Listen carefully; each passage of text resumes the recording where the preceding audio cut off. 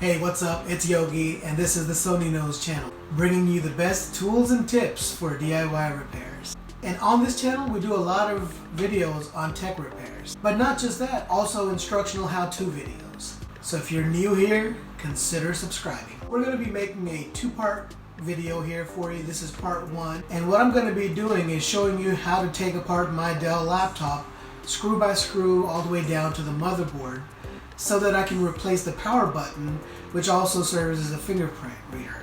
And that fingerprint reader allows me to log in without having to type in my password.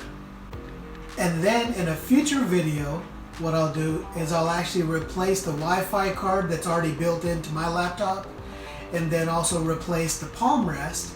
And that palm rest is the portion where you put your palm while you're typing, and that's called the palm rest. So I'm going to replace that portion of it. And then I figured, if I'm going to do that much work, I might as well go ahead and replace the power button and get a brand new power assembly, the power button assembly. So in this video, we're going to take you step by step all the way to completion of how to repair or replace the power button on a Dell XPS laptop. So let's just go ahead and dive right in, and I'll show you the gear that we're going to use to start the repair. Yo, I ain't here for the money, I ain't here for the fame, though it might be nice to own a jet plane. Okay folks, here is a 15-piece repair kit that we're going to use that I got from Amazon. And the only two bits that we need are the T4 torx, and that is TORX, and the Phillips head bit. We're going to start our repair using the torx bit, and that's going to be used to remove the 10 screws that are located right here that I'm pointing out.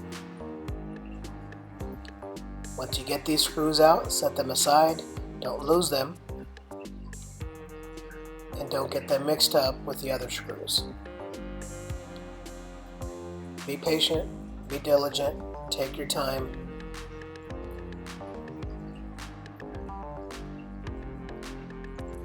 And there's the last screw there. Now we're going to lift up the latch cover to get these two screws here. And those are Phillips head screws. So we're going to switch our bit over to the Phillips. Simply swap it out. Just that easy. That's why I like this screwdriver kit. These screws are different than all the other screws on the inside, because the ones on the inside are short and black. These are long and silver colored screws. Once we have all 10 screws out, simply use your fingernails, pry up the back cover, and lift out of place, and there it is. It's as easy as that, and that's what it looks like. So let's set that aside and move on to the next part. Okay, so here are the 7 screws that we need to take out to get the battery pack out.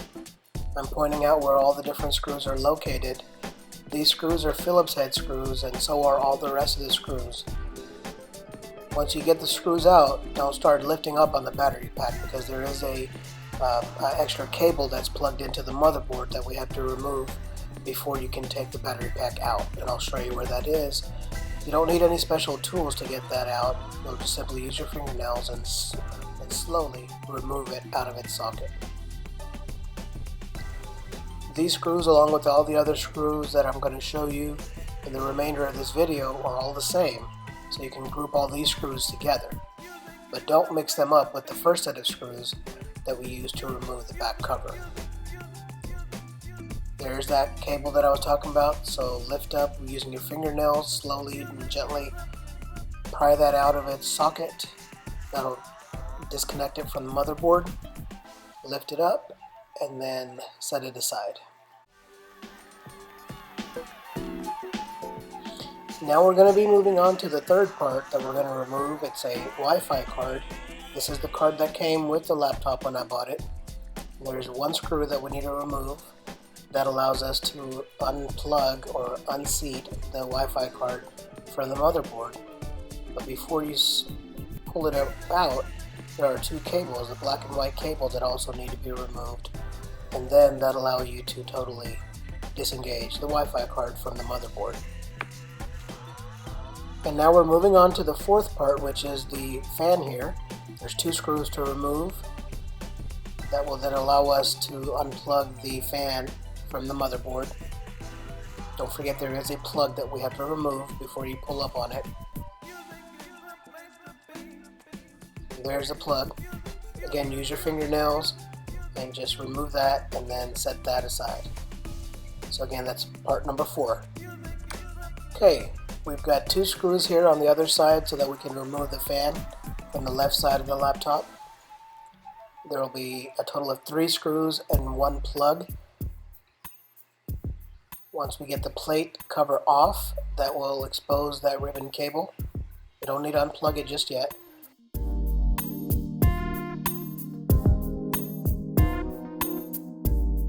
But before you pull up, don't forget the cable that's plugged into the motherboard.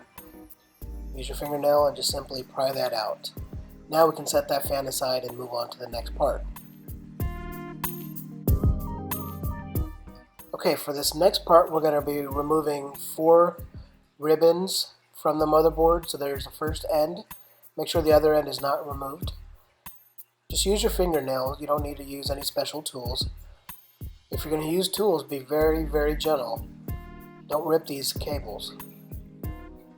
The third is right above where the Wi-Fi card used to be. Gently and slowly pull that up. And then the fourth will be the ribbon cable that attaches the Touch ID power button to the motherboard. So we're going to slowly remove that also from the motherboard. Once we have that, those are the 4 ribbons that we need to unplug. There it is, you can see it better. Okay, now for this next segment we're going to be removing the motherboard. So there are 4 screws. There's the first screw that we need to remove. There's a total of 4 screws and 3 ribbons or cables that we need to unplug from the motherboard so that it can come out. Slowly work your way around to the other side. There's the first plug. Slowly and gently unplug that. That's the first ribbon, cable. And the second one is that yellow sticker. Just pull up on it very gently. There's number 2. Number 3, you can just use your thumbnail again, fingernail, and just get underneath there and just pry that off. There's the third cable. So those are the 3 cables. Now we have 3 more screws to be able to totally lift up the motherboard. So there's screw number 2.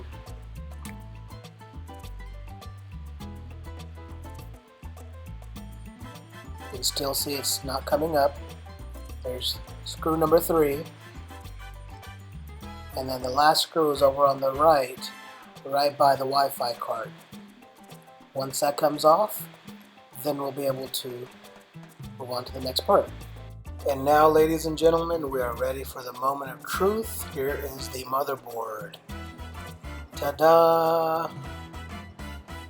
In all its fine glory. Front and back. The motherboard has come out. Now let's set that aside in a nice safe place. Alright, now we are ready to move on to the power button. There's a couple of screws here, and there's the entire assembly for the power button / fingerprint reader. So we're going to take out these 2 screws, and that'll allow me to lift up the power button very gently, very slowly. Make sure you don't rip the cable. As you can see, it broke off into 2 pieces. So I'm holding the first piece in my hand, and the second piece is still inside the case. Now to get the entire assembly off, I've got to take that little ribbon off. There we go, just like that. And then I've got 1 screw that I need to take out, and that'll allow me to take off the entire power button assembly from the body of the laptop. And just simply lift up, there we go. Now you can see the power button in its entirety as 1 piece, and then the second piece is still inside the case. There it is. That's the part that I need to put back together. If I can get those 2 pieces back together, glue them together, My goal is to be able to use that again as a power button, turn on and turn off my laptop, but also to be able to log in automatically using my fingerprint. Okay, here we are the next day. I've glued the two pieces back together and we're going to put the power button back in and let's see if it works. I'm going to simply start with the power button. You won't see it in the next segment, but I've also put the Wi-Fi card back on as well. Same Wi-Fi card that I took out earlier. And then in part 2, the next video that I make, I'll show you how to replace the Wi-Fi card. But we'll put the one screw in that allows us to then keep that power button assembly secure to the body frame, and then we'll plug this in, this little ribbon. As you can see, I struggled with it for a few seconds. Be gentle with it, take your time. Don't rush and don't rip that ribbon cable. Once you've got it in, lock it into place. And then now we're going to move on to the bottom 2 screws that secures the power button to the body frame. There we go. And then now, make sure everything is nice and tight. Nothing's going to come out. Let's move on. Okay, we're going to be putting the motherboard back in now. Very gently, very carefully place the motherboard into the 4 corners and then look for any wires that are potentially getting pinned underneath. Just use some sort of a tool, use your fingers, use the tweezers, whatever it takes to make sure that none of the wires and ribbons and cables are pinned underneath. Just give it a soft push with the fingers to make sure the motherboard is seated properly before moving on to the next part. Okay, now that I've got the thumbs up, let's go ahead and start plugging all the wires back in. So we'll start at the top left corner of the motherboard. This one gave me a little bit of trouble trying to do it with my hands, so then eventually I had to start using my tweezers. Even with the tweezers, it gave me a little bit of grief, as you can see. Took a little bit of time, finally got it. Give it one last push with the tweezers to make sure it's seated properly and snugly into the slot. There you go. Alright, now we can move on to the next wire. This is on the bottom left of the motherboard. That one is pretty easy. I could just plug that in with my fingers. I didn't need the tweezers for that one.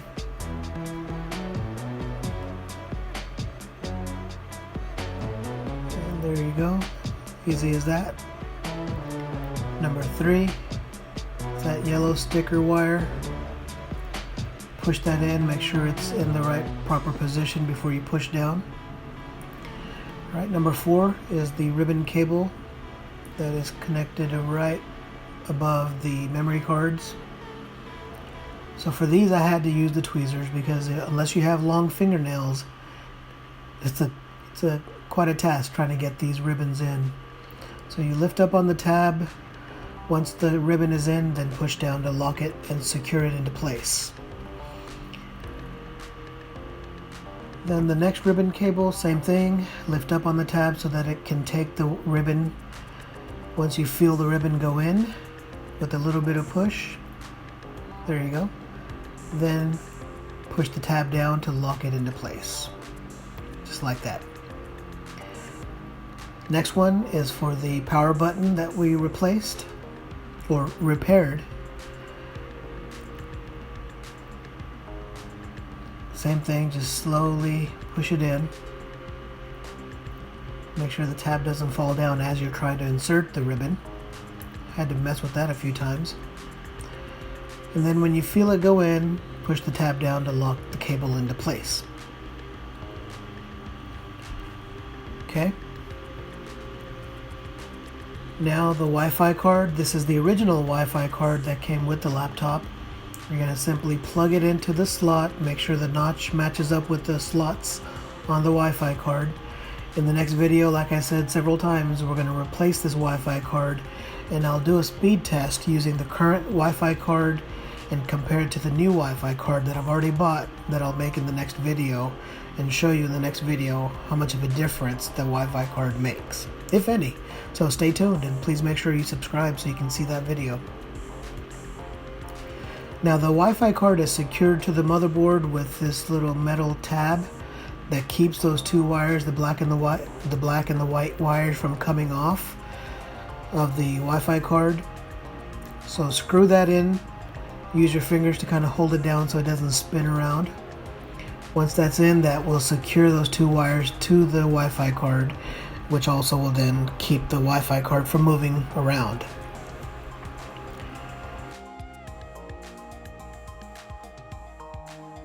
There's the next one here, that black one.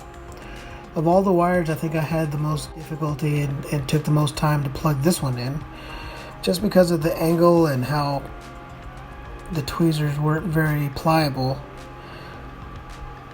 Took me a few tries, but I eventually got it in. As you can see, I had some bad camera angles. Trying to get the ribbon in at some point, it was quite a task. Eventually got it.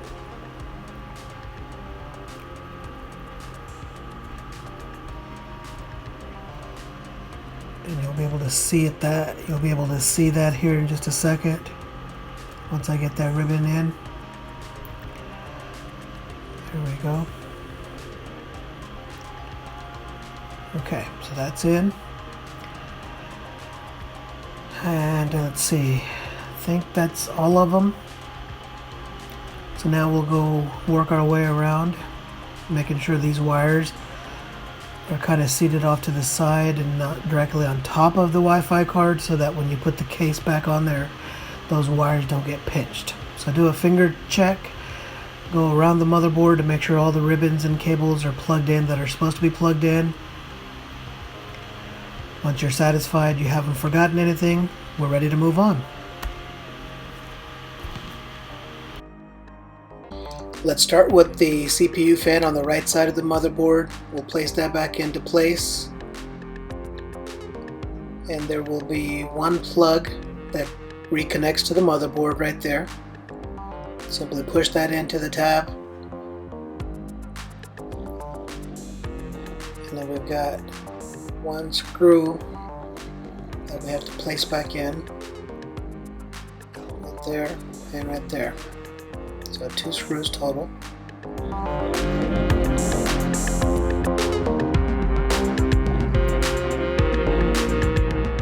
It makes it a little bit easier with this screwdriver because it's got a slight bit of magnetism, but you don't want a magnetic screw because that could fry some of the parts, the sensitive parts on your motherboard. So don't go out and get one of those Super Duty screwdrivers. Alright, now we're going to put the second fan in on the left side. First you're going to take that plug and insert it right there. So slowly place that in. Move that wire around just a little bit so it goes underneath the notch on the side. Make it nice and tidy. Okay, now to plug that in, you may have to use the tweezers. I had to mess with it for a few seconds. I tried not to use the tweezers as much as possible, just because of these, the sensitivity of these ribbons and cables. I was afraid I'd tear something, so as much as possible, try to use your fingers if you can. Right, now we've got the screw that we've got to put in. So that'll secure the fan to the motherboard. So let's grab the screw.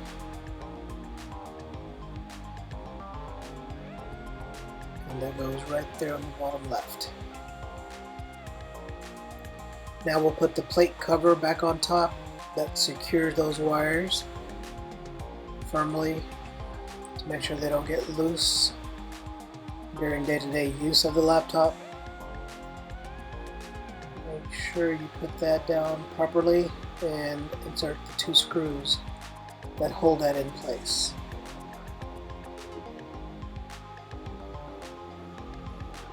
I was really impressed with the way Dell made their laptops. You know, just little things like this help a lot. They prevent wires from getting unplugged easily. Many laptops that I've had in the past, many computers that I've used in the past would have that problem where the wires would get unplugged.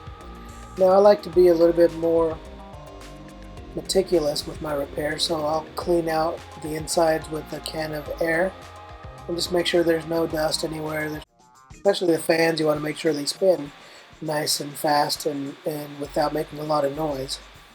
Just give it a quick go around, make sure it's nice and clean before you put the case back on there.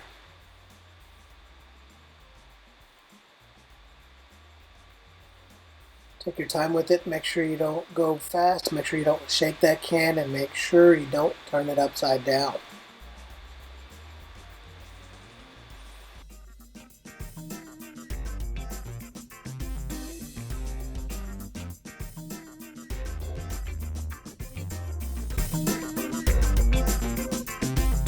And let's just make sure the wire is nice and secure.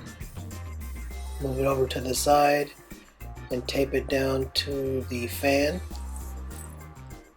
And now we are ready to put the battery pack back inside. Slowly align the tabs and drop it in. That secures that to the motherboard. And then we've got those 7 screws that we have to put back in to complete the battery pack and reinstall. Give it another quick spray, make sure there's no dust and any other contaminants on the motherboard anywhere. Okay, now I'm showing you the 7 screw locations.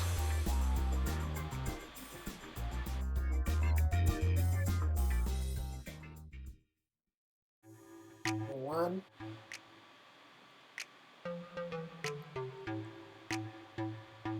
number 2, number 3, 4,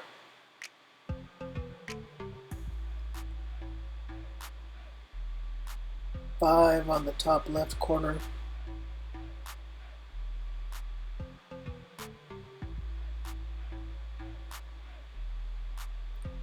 number 6. Don't over tighten these screws, guys.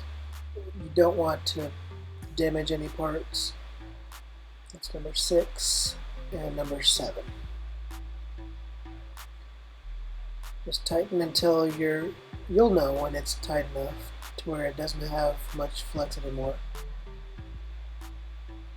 Okay, so now we've got that motherboard screw to put back in. There's the first one. There's the second one down at the bottom. We're almost done, guys. Just a few more screws. There's the third screw for the motherboard. Another one right there, number 4.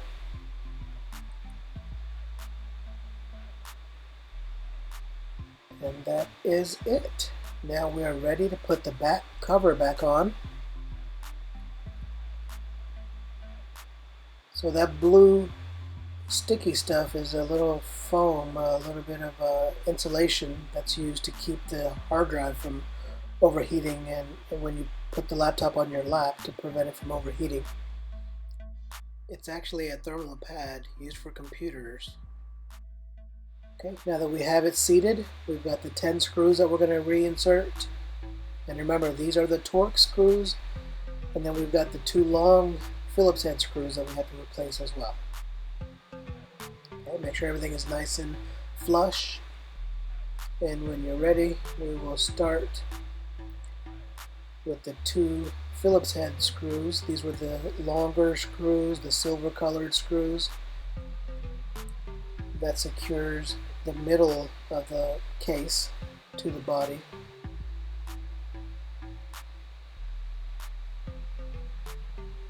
Okay, nice and tight. And then we're going to work our way around to the 10 screws. Switch out the bits because now we're looking at torx, a T4 torx bit.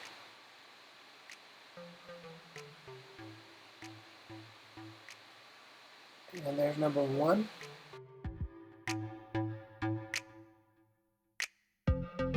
Number 2.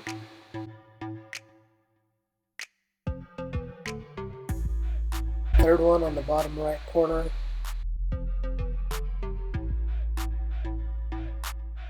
Four right next to it.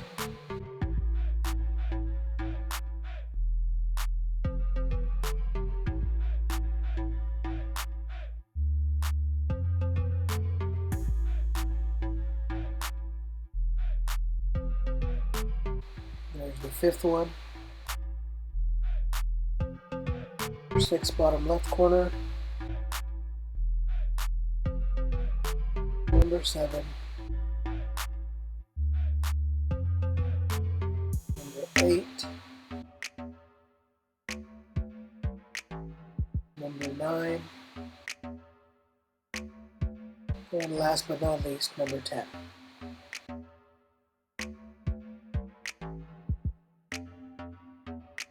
Now that those are back in, we are ready to test it out and see if our fix worked.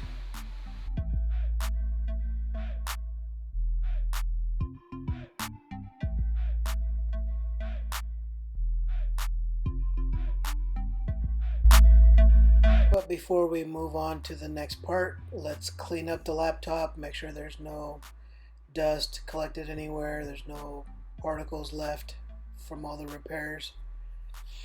I like to have it looking nice and clean, fresh as the day it was taken out of the box. Minus, of course, the dents that can't be taken out. Just use a soft cloth, wet it with a little bit of dishwashing liquid, very little bit, and then wipe it down with just wet towel after that to make sure there's no soap residue left. There's cleaning chemicals you can buy, different wipes you can buy. Stay away from the alcohol-based wipes because that will dry the coating on the screen as well as on the body, so stay away from any kind of wipes that have alcohol in them. Okay, time for the moment of truth. Let's see if it turns on with the power button, and it looks like it does turn on, so that's good. Next, after it boots up, we'll go to the fingerprint screen where we enroll our fingerprint to see if it'll let me sign in using my fingerprint. So let's take you to that screen. Here's that page. As you can see, my finger is not being recognized by the sensor, and so that part of the repair is a fail. Stay tuned now for part 2 of my video where we actually replace the entire button. Wish me luck. Thank you to everybody who stayed with me for the entire video. I really appreciate it. I'll see you in the next video.